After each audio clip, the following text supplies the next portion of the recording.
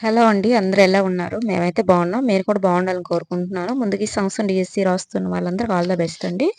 అందరూ కూడా ఎగ్జామ్ బాగా రాయాలి. మంచి మార్క్స్ రావాలని కోరుకుంటున్నాను.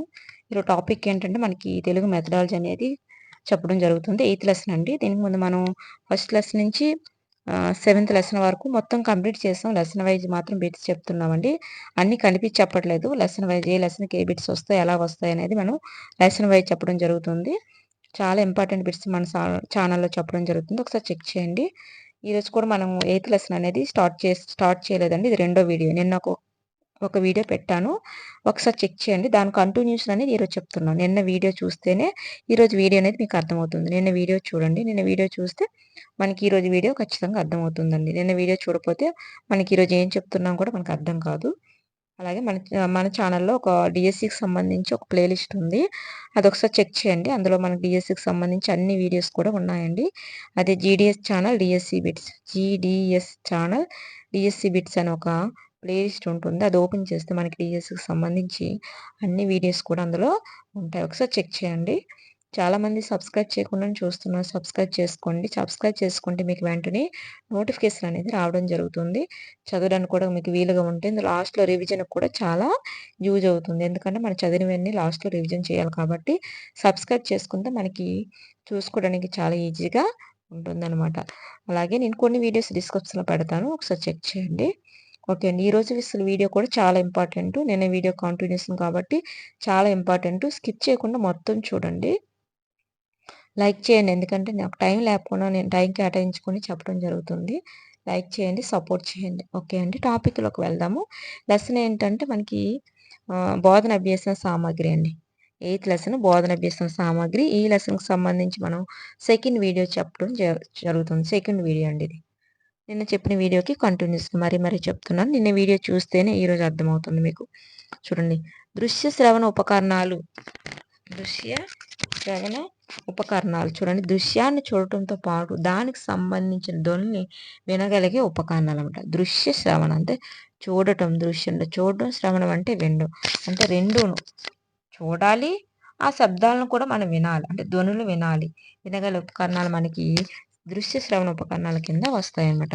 ఉదాహరణకి చలనచిత్రాలు, టీవీ, కంప్యూటర్లు, ఎల్‌సీడీలు, ల్యాప్‌టాప్‌లు ఇవన్నీ కూడా మనకి దృశ్య శ్రవణ ఉపకరణాల కింద వస్తాయన్నమాట. చలనచిత్రాలు అంటే సినిమాలు, టీవీలు, కంప్యూటర్లు, ఎల్‌సీడీ, ల్యాప్‌టాప్‌లు మొదలైనవి కూడా మనకి దృశ్య ఉపకరణాల కింద వస్తాయి. సెల్ ఫోన్ ఇవన్నీ కూడా మనకి దృశ్య ఉపకరణాల కింద వస్తాయి. అలాగే ఎస్ఐఈటీ అంటే state institute of educational technology. SIET చూడండి. State institute of educational technology అన్నమాట. నేడు విస్తృతంగా ప్రచారం ఉన్న విద్యా ఉపకరణం ఏంటంటే కంప్యూటర్. కంప్యూటర్ మళ్ళీ మొబైల్ కూడా. నేడు విస్తృతంగా ప్రచారంలో ఉన్న విద్యా ఉపకరణం ఏంటంటే కంప్యూటర్, మొబైల్ అని సెల్ ఫోన్ కూడా. అలాగే ఎన్ఐహెచ్ఏ నేషనల్ ఇన్ఫర్మేషన్ హైవే అథారిటీ అండి. చూడండి. ఎన్ఐహెచ్ఏ అంటే నేషనల్ ఇన్ఫర్మేషన్ హైవే అథారిటీ అనమాట. జాతీయ సమాచార రాజవీధి అధికార సంస్థ. తెలుగులో అయితే జాతీయ సమాచార రాజవీధి అధికార సంస్థ అనమాట. English national information highway authority అనమాట. అలాగే ఎల్‌సీడీ అంటే ఏంటి? ఎల్‌సీడీ అంటే లిక్విడ్ క్రైస్టల్ డిస్‌ప్లే. లిక్విడ్ క్రైస్టల్ డిస్‌ప్లే అనమాట. అంటే దృశ్య శ్రవణ యంత్రం ఏంటంటే సెల్ ఫోన్. దృశ్య శ్రవణం కూడా మనకి ముందే చెప్పుకున్నాం కాబట్టి సెల్ ఫోన్ వస్తుంది. దృశ్య శ్రవణ యంత్రం మనకు సెల్ ఫోను. విద్యకు వినాశనానికి మధ్య జరిగే పరుగు పందెమే చరిత్ర అని హెచ్‌జి వెల్స్ అన్నారనమాట. విద్యకు వినాశనానికి మధ్య జరిగే పరుగు పందెమే చరిత్ర అన్నది హెచ్‌జి వెల్స్ అండి. అలాగే ఆహ్లాదకరమైన వాతావరణంలో భాషను బోధించడానికి ఆటలుగా మార్చుకున్న భాషా బోధనే భాషా క్రీడలు. చూడండి. ఆహ్లాదకరమైన వాతావరణంలో భాషను బోధించటానికి ఆటలుగా మార్చుకున్న భాషా బోధనే మనకి భాషా క్రీడలు అవుతాయి. అలాగే గిజుబాయి ప్రకారం బాలలో జ్ఞానం పొందే విధానాలు 3 చూడండి. గిజుబాయి ప్రకారం బాలలు జ్ఞానం పొందే విధానాలు 3 రకాలు. తెలిసిన దాని నుంచి తెలియని దానికి వెళ్ళడం, అలాగే స్థూలం నుంచి సూక్ష్మంలోకి వెళ్ళడం, బాలల వయస్సును అనుసరించి మనసు, బుద్ధిని అంచనా వేసుకోవడం. ఇవి మనకి 3 విధాలుగా ఉంటుందనమాట. ఎవరి ప్రకారం? గిజుబాయి ప్రకారం బాలల జ్ఞానం పొందే విధానాలు 3 రకాలు. ఏంటి? ఫస్ట్‌ది తెలిసిన దాని నుంచి తెలియని దానికి వెళ్ళడం. రెండోది స్థూలం నుంచి సూక్ష్మంలోకి వెళ్ళడం. అలాగే బాలల వయసును అనుసరించి మనసును, బుద్ధిని అంచనా వేసుకోవడం. ఈ విధంగా మనకి గిజుబాయి ప్రకారం బాలల జ్ఞానం అనేది పొందే విధానాలు మనకి ఈ విధంగా ఉంటాయి. 3 రకాలుగా. అలాగే భాషా క్రీడలు చూడండి. పద క్రీడలు, భాషా క్రీడలు అంటే ఏంటంటే పద క్రీడలు, వాక్య క్రీడలు, కథా పూరణ క్రీడలు, కథల అల్లిక క్రీడలు, అంత్యాక్షరి క్రీడలు, డామినో ఆట, బింగో ఆట, ఇతర సృజనాత్మక ఆటలు ఇవన్నీ కూడా భాషా క్రీడల కింద వస్తాయన్నమాట. చూడండి. పద క్రీడలు అది కూడా మన భాషా క్రీడ కింద వస్తుంది. వాక్య క్రీడలు, కథా పూరణ క్రీడలు, కథల అల్లిక క్రీడలు, అంత్యాక్షరి క్రీడలు, డామినో ఆట, బింగో ఆట, ఇతర సృజనాత్మక ఆటలు ఇవన్నీ కూడా మనకి భాషా క్రీడల కిందకి వస్తాయన్నమాట. ఒక పదం ఇచ్చి దానికి మొదట 1 లేదా 2 అక్షరాలు చేర్చి కొత్త పదాలు అడగడం ఏంటంటే పద క్రీడలు. చూడండి. ఒక పదం ఇచ్చి దానికి మొదట 1 లేదా 2 అక్షరాలు చేర్చి కొత్త పదాలు అడగడం ఏంటంటే పద క్రీడల కింద వస్తాయి.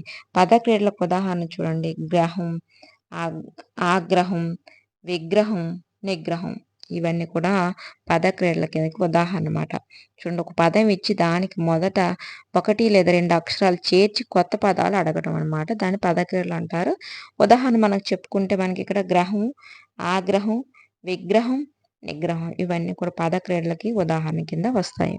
అలాగే 2, 3 వేరు వేరు పాఠ్యాంశంలోని వాక్యాలు తీసుకొని అట్టల మీద రాసి పదాలను విడివిడిగా కత్తిరించి కుప్పలుగా వేసి వాక్యాలుగా పేర్చమనే క్రీడ ఏంటంటే వాక్య క్రీడ. ఇందాక మనం పద క్రీడ చెప్పుకున్నాం. ఇప్పుడు వాక్య క్రీడ ఏంటంటే 2, 3 వేరు వేరు పాఠ్యాంశంలోని వాక్యాలు తీసుకొని అట్టల మీద రాసి పదాలను విడివిడిగా కత్తిరించేసి వాటిని కుప్పలుగా వేసి మళ్ళీ వాటిని ఏం చేస్తామంటే ఒక వాక్యాలుగా పేర్చమనే క్రీడ ఏంటంటే వాక్య క్రీడ అవుతుందన్నమాట మనకిది.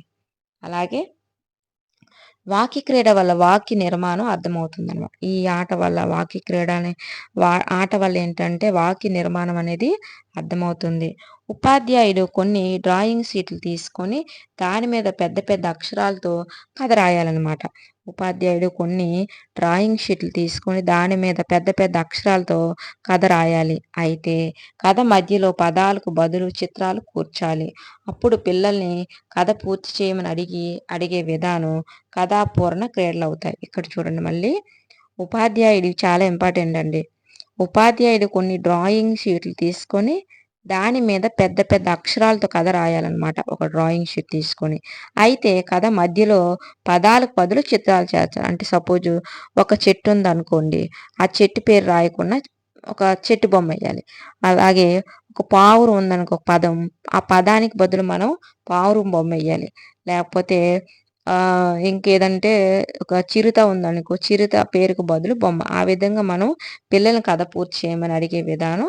ఆ బొమ్మలేసి ఆ బొమ్మల ప్లేస్‌లో పేర్లు రాయమని మనం చెప్పాలి. దాన్నే కథాపూరణ క్రీడలవుతాయి. అది పూరణ క్రీడలవుతాయి. ఒక కథ చెప్పి అందులో ఉదాహరణకు ద్విత్వక్షరాలను గుర్తించమని అడగడం మనకి తరువాత కథ చెప్పమని అడగాలి. ఈ పద్ధతి కథల అల్లిక క్రీడలోకి వస్తుందన్నమాట. చూడండి. ఒక కథ చెప్పి అందులో ఉదాహరణకు ద్విత్వక్షరాలను గుర్తించమని అడగడం. తరువాత కథ చెప్పమని అడగాలి. ఈ పద్ధతి మనకు దేని కింద వస్తుందంటే కథల అల్లిక క్రీడలోకి వస్తుంది. ఒక పదం చివర గాని, వాక్యం చివర గాని వచ్చిన అక్షరాలతో పదం గాని, వాక్యం గాని తయారు చేయడం అంత్యాక్షరి విధానం అవుతుంది.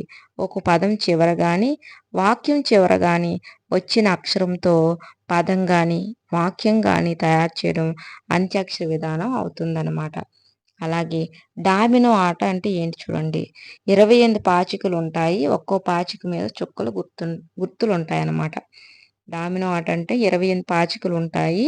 ఒక్కో పాచిక మీద చుక్కలు గుర్తులు ఉంటాయన్నమాట. చుక్కల గుర్తులు ఉంటాయి. కార్డులో 2 భాగాలుంటాయి. ఆ కార్డుని డామినో కార్డు అంటారు. మొదటి కార్డులో మొదటి భాగం ఖాళీగాను, చివరి కార్డులో రెండవ భాగం ఖాళీగాను ఉండాలన్నమాట. చూడండి, వ్యతిరేక పదాలు గుర్తించమని చెప్పవచ్చు. చూడండి, ఇక్కడ మనకు చూడండి డామినో కార్డులు అంటే మనకు చూడండి మంచి ఉంది కదండి. ఇక్కడ మనం ఏంటి రాయాలి? వ్యతిరేక పదం చెడు. మంచి చెడు, ఇలాగా చెడు. ఇక్కడ చెడు చల్లని ఏటి రాస్తాం అంటే చెడు రాస్తాం. ఈ విధంగా మనకి డామినో కార్డులు అనేవి ఉంటాయి. ఇలాంటి కార్డుల ద్వారా ఈ ఆట అనేది మనం ఆడించవచ్చు. అలాగే బింగో ఆట అంటే ఇది ఒక చిట్లాట అనమాట. ఏంటండి? చిట్లాట. ఒకటో తరగతి పిల్లలకు మిక్కిలి ఉపయుక్తం. ఇదంతా మనకి ఒకటో తరగతి పిల్లల వారికి ఈ బింగో ఆటలనేవి చాలా అవుతాయి. చింత చెట్టు చూడండి. చింత చెట్టు చిలుకలతోటి ఏమని పలికింది? చిలకల్లారా చీచీ పొమ్మన్నది. ఈ గేయం రాసినది ఎవరంటే గురజాడ గారన్నమాట. చింత చెట్టు చిలుకలతోటి ఏమని పలికింది? చిలకల్లారా చిలకల్లారా చీచీ పొమ్మన్నది. ఈ గేయం రాసింది గురజాడ గారన్నమాట. అలాగే ఆర్ఎంఎస్ఏ అంటే ఏంటి? రాష్ట్రీయ మాధ్యమిక విద్యా అభియాన్ అన్నమాట.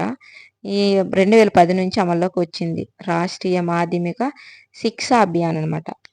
ఆర్ అంటే రాష్ట్రీయ, ఎం అంటే మాధ్యమిక, ఎస్ అంటే శిక్ష, ఏ అంటే అభియాన్. ఇది రాష్ట్రీయ మాధ్యమిక విద్యా అభియాన్ అనమాట. ఇది 2010 నుంచి అమల్లోకి వచ్చింది. అలాగే దీనికి సంబంధించి బిట్స్ అనేవి మనకి చెప్పడం జరిగింది. ఏ విధంగా వస్తాయి బిట్స్ అనేవి చెప్పారు. ఒకసారి మళ్ళీ మనం ఇప్పుడు చూసుకుందాము. ఫస్ట్ చూడండి, అభ్యాసనం ఆకర్షణీయంగా ఉండాలంటే తప్పనిసరిగా ఉండవలసింది ఏంటి? మనకి లెసన్ ఆకర్షణీయంగా పిల్లలు యాక్టివ్గా పార్టిసిపేట్ చేయాలంటే మనకి ఏంటి ఖచ్చితంగా ఉండాలని అడుగుతున్నారు. ఫస్ట్ చూడండి, పాఠ్య ప్రణాళిక, 2 వార్షిక ప్రణాళిక, 3 బోధనోపకరణాలు, 4 ఆకర్షణీయమైన బోధన. ఈ 4గింట్లో ఏంటని అడుగుతున్నారు. మనకి ఏంటండి ముందు చదువుకున్న ఆప్షన్ 3 అండి, బోధనోపకరణాలు. మనకి పిల్లలకు చెప్పేటప్పుడు వాళ్ళు జాగ్రత్తగా మన లెసన్ వినాలి అంటే, ఇంట్రెస్ట్గా వినాలంటే ఖచ్చితంగా మనకి టీఎల్ఎం అంటే బోధన ఉపకరణాలు ఖచ్చితంగా ఉండాలి. అలాగే పాఠ్య బోధనలో భాగంగా బోధనోపకరణాలు ఎప్పుడు ఉపయోగించాలి అని అడుగుతున్నారు. పాఠ్య బోధనలో భాగంగా బోధనోపకరణాలు ఎప్పుడు ఉపయోగించాలని అడుగుతున్నారు. ఫస్ట్ చూడండి, బోధనకు ముందా, బోధన తర్వాత, లేదా పాఠ్య బోధనలో సమయానుకూలంగా ఉపయోగించాలనేది ఎప్పుడైనా ఉపయోగించవచ్చా? మనకి లెసన్ చెప్పేటప్పుడు బోధనోపకరణాలు ఎప్పుడు ఉపయోగించాలని అడుగుతున్నారండి. మనకి ముందే చదువుకున్నాం కదండి. ఎప్పుడు ఉపయోగించాలి? పాఠ్య బోధనలో సమయానుకూలంగా అంటే సందర్భాన్ని బట్టి ఏ టాపిక్ వస్తే ఆ టాపిక్ తగ్గట్టు మనం బోధన ఉపకరణాలు అనేవి ఉపయోగించాలి. అంటే పాఠ్యాంశానికి తగ్గట్టు మనం వాడాలి. అంతేగాని పాఠం చెప్పే ముందు కానీ పాఠం తర్వాత కానీ మనం టీఎల్ఎం అనేది ఉపయోగించకూడదు. సందర్భాన్ని బట్టి మనం టీఎల్ఎంను ఉపయోగించాలి. అలాగే బోధన అభ్యసన ప్రక్రియలు ఉపాధ్యాయులు అధికంగా వినియోగిస్తున్న ఉపకరణాలు ఏంటి? బోధన అభ్యసన ప్రక్రియలో ఉపాధ్యాయులు అధికంగా వినియోగిస్తున్న ఉపకరణాలు ఏంటని అడుగుతున్నారు. ఫస్ట్ చూడండి, శ్రవణ బోధన ఉపకరణాలు, దృశ్య బోధన ఉపకరణాలు, దృశ్య శ్రవణ ఉపకరణాలు, బులెటిన్ బోర్డులు. ఈ 4గింట్లో ఏంటి ఎక్కువగా ఉపాధ్యాయులు వినియోగించిన ఉపకరణాలు అడుగుతున్నారు? మనకి ఇందులో ఆప్షన్ 2 అనేది కరెక్ట్ అవుతుంది. ఆప్షన్ 2 అనేది ఉపయోగపడుతుంది. దృశ్య బోధన ఉపకరణాలు అనేవి ఎక్కువగా ఉపయోగించడం జరుగుతుంది. దృశ్య బోధన ఉపకరణాలు. నెక్స్ట్, నిర్బంధ ఉచిత విద్యా హక్కు బిల్లు పార్లమెంట్లో ఎప్పుడు ఆమోదించబడింది? నిర్బంధ ఉచిత విద్యా హక్కు బిల్లు పార్లమెంట్లో ఎప్పుడు ఆమోదించబడింది అని అడుగుతున్నారు. ఫస్ట్ చూడండి, జనవరి 2009, మార్చి 2009, మే 2009, జూన్ 2009. ఎప్పుడు మనకి ఈ నిర్బంధ ఉచిత విద్యా హక్కు బిల్లు పార్లమెంట్లో ఆమోదం పొందిందని అడుగుతున్నారు. మనకి ఇక్కడ ఆప్షన్ 1 అనేది కరెక్ట్. జనవరి 2009 మనకి నిర్బంధ ఉచిత విద్యా హక్కు బిల్లు పార్లమెంట్లో ఆమోదించబడింది. జనవరి 2009. వీడియో స్కిప్ చేయకుండా మొత్తం చూడండి, లైక్ చేయండి. ఓకే అండి. విద్యకు వినాశనానికి మధ్య జరిగే పరుగు పందెమే చరిత్ర అన్నది ఎవరు? విద్యకు వినాశనానికి మధ్య జరిగే పరుగు పందెమే చరిత్ర అన్నది ఎవరని అడుగుతున్నారు. ఫస్ట్ చూడండి, జాన్ ఆడమ్స్, కెప్లర్, 3 దవే, 4 హెచ్‌జి వెల్స్. విద్యకు వినాశనానికి మధ్య జరిగే పరుగు పందెమే చరిత్ర అన్నవాళ్ళు ఎవరని అడుగుతున్నారు. ఈ నాలుగింట్లో మనకి ఇక్కడ ఆప్షన్ 4 అనేది కరెక్ట్. హెచ్‌జి వెల్స్ అండి. హెచ్‌జి వెల్స్ అనే అతను విద్యకు వినాశనానికి మధ్య జరిగే పరుగు పందెమే చరిత్ర అని అనడం జరిగింది. నెక్స్ట్, ఒక పదం ఇచ్చి దానికి మొదట 1 లేదా 2 అక్షరాలు చేర్చి కొత్త పదాలతో ఆడటం దేని కిందకు వస్తుంది మనకి? ఒక పదం ఇచ్చి దానికి మొదట 1 లేదా 2 అక్షరాలు చేర్చి కొత్త పదాలు ఆడటం మనం దేని కింద వస్తుందని అడుగుతున్నారు. ఫస్ట్ చూడండి, వాక్య క్రీడలు, పద క్రీడలు, భాషా క్రీడలు, సృజనాత్మకత క్రీడలు దేని కిందకు వస్తుంది అని అడుగుతున్నారు. ఈ నాలుగింట్లో మనకి ఇక్కడ ఆప్షన్ 2 అనేది కరెక్ట్. పద క్రీడల కిందకి వస్తుందన్నమాట. ఒక పదం ఇచ్చి దానికి మొదట 1 లేదా 2 అక్షరాలు చేర్చి కొత్త పదాలతో ఆడడం అనేది మనకి పద క్రీడల కిందకి వస్తుందన్నమాట. పద క్రీడలు. నెక్స్ట్, డామినో ఆటలో మొత్తం ఎన్ని పాచికలు ఉంటాయి? డామినో ఆటలో ఎన్ని పాచికలు ఉంటాయని అడుగుతున్నారు. ఫస్ట్ చూడండి 25, రెండోది 30, మూడోది 28, 4 32. డామినో ఆటలో ఎన్ని మొత్తం పాచికలు ఉంటాయంటే మనకి ఇక్కడ ఆప్షన్ 3 అండి, 28. డామినో ఆటలో మొత్తం ఎన్ని పాచికలు ఉంటాయంటే 28 పాచికలు అనేవి ఉంటాయి. డామినో ఆటలో మొత్తం మనకి 28 పాచికలు ఉంటాయి. చింత చెట్టు చిలుకలతోటి ఏమని పలికింది? చిలకల్లారా చిలకల్లారా చీచి పొమ్మనిది గే రచయిత ఎవరు? చింత చెట్టు చిలుకలతోటి ఏమని పలికింది? చిలకల్లారా చిలకల్లారా చీచి పొమ్మనిది ఈ గే రచయిత ఎవరనంటే ఫస్ట్ చూడండి, గురజాడ అప్పారావు, చింతా దీక్షితులు, మహమ్మద్ ఇక్బాల్, కరుణశ్రీ. ఈ గేయం ఎవరు రాశారని అడుగుతున్నారు. మనకి ఇక్కడ ఆప్షన్ 1 అనేది కరెక్ట్ అవుతుంది. గురజాడ అప్పారావు గారు మనకి ఈ చింత చెట్టు చిలుకలతోటి ఏమని పలికింది? చిలుకల్లారా చిలుకల్లారా చీచి పొమ్మందని గేయ రచయిత గురజాడ అప్పారావు గారు. నెక్స్ట్, రాష్ట్రీయ మాధ్యమిక విద్యా అభియాన్ అంటే ఆర్ఎంఎస్ఏ